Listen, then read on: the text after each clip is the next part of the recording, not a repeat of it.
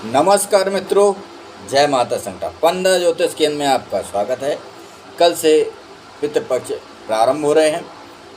अब हम पितृपक्षों से संबंधित जो लोग गया जाना चाहते हैं उनके संबंध में बात करेंगे, और जो लोग गया नहीं जाना चाहते हैं या नहीं जा सकते वो अपने पितरों के लिए क्या कर सकते हैं उस संबंध में कुछ चर्चा करेंगे। तो शुरू करते हैं। सनातन धर्म में 3 ऋण होते हैं और उन 3 ऋणों के लिए सबसे पहला देव ऋण, देवताओं की पूजा से संबंधित होता है। पितृ ऋण अपने माता पिता और 3 पीढ़ियों के उद्धार के लिए होता है, क्योंकि आपके माता पिता के माध्यम से आपको शरीर प्राप्त होता है। शरीर एक साधन है, आपको भौतिक सामग्रियां प्राप्त होती हैं जो वो अपने परिश्रम से प्राप्त करके आपको प्रदान करते हैं। तो इसके बाद एक जो सबसे बड़ा है गुरु ऋण। गुरु ऋण 3 ऋण होते हैं। अब यहाँ पर यदि आप अपने कुल देवी देवताओं की पूजा बंद कर देते हैं तो आप जो कुल की परंपरा है, जो आपके पितरों के द्वारा दिए हुए कुल देवी देवताओं को वचन है, वो वचन से आप विमुख हो जाते हैं और यहाँ से पितृदोष की शुरुआत होती है। जो आपके द्वारा किए हुए गलत कार्य हैं, उन कार्यों के माध्यम से जो आपके पुरख हैं वो पितृ से या जिस भी लोक में उससे प्रेत योनि में चले जाते हैं। तो हमारा जो कर्तव्य है कि हम अपने पितरों के लिए जो पितृ ऋण है उसका हम कैसे पूर्ण करें। और एक कहावत है कि जो पुत्र होता है वो पुंसवन नरक से मुक्ति दिलाता है। पुत्र, जो पुत्र माता पिता दादा दादी परदादा परदादी उनको मुक्ति के रास्ते पर ले जाता है, उन्हें बैतरणी से पार कराता है, वही वास्तव में शास्त्र के अनुसार पुत्र है। बाकी सब मूत्र की संज्ञा में आते हैं। इसलिए अब हम बात करेंगे कि जैसे आपको गया जाना है आपके जो पितर हैं उनके लिए, तो सबसे पहले आप जो भी व्यक्ति गया जाना चाहता है वो व्यक्ति अपने जो मामा पक्ष है या जो अपनी माता का जो जहाँ की आपकी माता हैं या मामाना है या आपके नाना नानी जहाँ के हैं, तो वहाँ पर पहले जाके पूजा कराएं। उदाहरण के तौर पर मान लीजिए आपको 1 तारीख को जाना है, ठीक है ना। तो 1 तारीख को जाना है, तो 1 तारीख को जाने से पहले आप 1 दिन पहले आप अपने जो नानी नाना है उनके यहाँ पर जाके विश्वदेवा वगैरह की पंडित से बुला के पूजा कर सकते हैं। और जो भी लोग जाना चाहते हैं तो जो पात्र का प्रयोग होगा वो पीतल के ही एक थाली लें, एक लोटा लें और पीले चावल कम से कम 2-3 किलो, आप आधा किलो घी ले सकते हैं, तेल ले सकते हैं 2-3 किलो, आप जौ का आटा, काले तेल, इस तरह की सामग्री को आप व्यवस्थित कर लीजिए। ठीक, वो लिस्ट आपको हमारे ब्लॉग में दिखाई देगी। ठीक, और गया में जो लोग कानपुर ज़िला, जालौन ज़िला या बुंदेलखंड क्षेत्र के हैं तो उनके सभी क्षेत्र वाइज क्षेत्र पंडे होते हैं। तो जो जालौन ज़िला, बुंदेलखंड क्षेत्र, कानपुर, लखनऊ, तो उनके जो पंडे हैं वो उन पंडों के बारे में हम जालौन ज़िला के पंडे और कानपुर ज़िला वगैरह जो क्षेत्र है उसके बारे में बताएंगे। बाकी आप हमने सीधा संपर्क कर सकते हैं।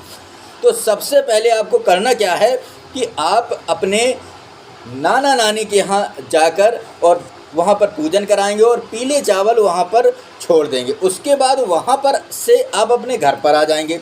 अब मान लीजिए जब आपको 1 तारीख को जाना है तो आपने 1 दिन पहले वहाँ पूजन कराया, 1 तारीख को आप अपने घर पर पंडित को बुला के विश्वदेवा की पूजा कराएंगे और जहाँ पर आपके पुरखे रहे थे वहाँ पर जाकर आप पीले चावल सभी जगह छोड़ देंगे। और छोड़ने के बाद जो आपका मूल घर है उस घर में वापस नहीं जाएंगे, सीधे आप रेलवे स्टेशन, एयरपोर्ट या बस वहाँ पर पहुँचेंगे। जो भी सामान अगर आप नहीं ले जाते तो आपका सामान जो है वो आपके घर वाले वहाँ तक व्यवस्था करें, वापस लौट के घर नहीं जाना है। ये बात आपको याद रखनी है, क्योंकि जिन लोगों को आप चावल के द्वारा निमंत्रित कर देंगे वो शक्तियाँ आपके साथ चलेंगी और आपको जो भी रास्ते में मंदिर पड़ेंगे उनको भी आपको बोलना है कि आप हमारे साथ गया तक चलिए। अब जब आप वहाँ गया पहुँच जाएंगे तो वहाँ पंडे आपकी पूजन करा दें। वैसे वहाँ पर मुख्य स्थान फल्गु नदी है, भगवान विष्णुपाद मंदिर है, और जो लोग प्रेत योनि में हैं उनके लिए प्रेतशिला है। और इसके अलावा जो वहाँ पर वट वृक्ष है, सीता कुंड है, ठीक है। और अंत में आप मंगला गौरी के दर्शन करके, और जब वहाँ से आप लौटेंगे तो ये याद रखना है कि जो व्यक्ति ये कार्य करता है वो पुण्य अर्जित करके आएगा, तो वो सीधे अपने घर ही लौटेगा और कहीं नहीं जाएगा, अपने घर लौटेगा। उसके पैरों को धोकर घर वाले सब जगह छिड़क सकते हैं, तभी पुण्य प्राप्त होगा। अगर इस तरह से आपने नहीं किया तो निश्चित तौर पर आपको जो आप अपने पितरों के लिए क्रिया करने वाले हैं वो क्रिया सक्सेस नहीं होगी। इससे संबंधित आप कोई भी समस्या के लिए हमसे आप सीधे संपर्क कर सकते हैं, निःशुल्क पूछ सकते हैं, क्योंकि ये सनातन धर्म का कार्य है, इसका कोई शुल्क नहीं हो सकता। पितरों के लिए ये गुरु ऋण की तरह से हम आपकी सहायता करेंगे।